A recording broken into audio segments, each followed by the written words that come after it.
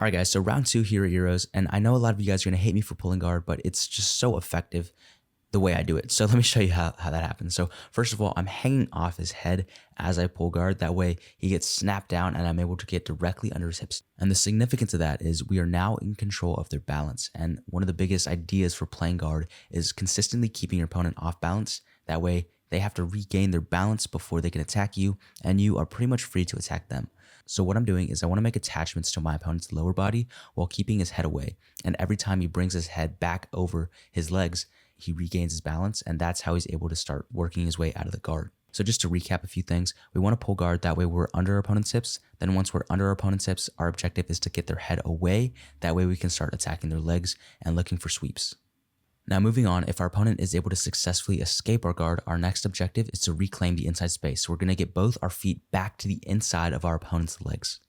And what I'm doing here is I'm using tricep grips and my left foot under his butt to pull and lift him forward, and that gives me just enough room to reinsert my right leg back to the inside position. From here, we work our way back to getting under his hips and making a lower body attachment. Now you're going to see my opponent grab my head and try to maintain his balance by putting a lot of pressure down.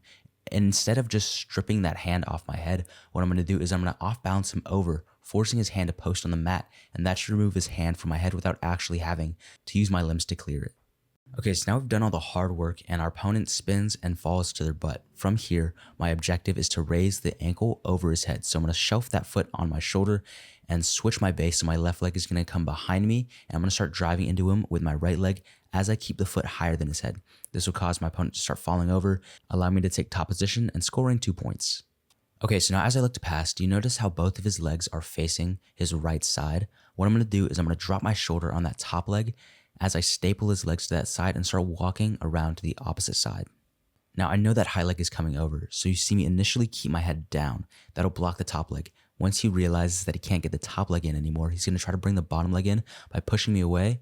And as he tries to bring that bottom leg back to the inside position, I'm going to use my chest to flare onto that bottom leg, sprawling on top of him and forcing his hips to look away from me. Because that foot started drifting lower on my chest, my position's going to get a little bit weaker, and he's going to start having the ability to bring that top leg in. I'm actually going to use my right hand to throw that top leg back to the outside as I start crashing down onto my opponent. From here, he fully switches his legs in to face me, and I know he's going to start wrestling up as I start passing. So I start locking onto the front headlock and wrapping up on my guillotine. He's going to try to jump over my guard, but because I was able to pull my wrist over his shoulder and get my elbow to his back, I can finish the guillotine belly down and move on to round 3.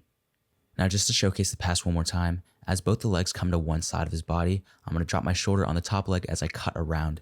From there, I'm going to start sprawling on the bottom leg. As he starts to throw that top leg over, I'm reaching in, throwing it back out. He turtles, goes in to attack my legs, and from there, I start wrapping up on the guillotine, get my elbow onto his back, and from here, I can finish the guillotine. So thank you guys for watching. If you guys enjoyed that video, make sure to subscribe, and without further ado, go pass some guards.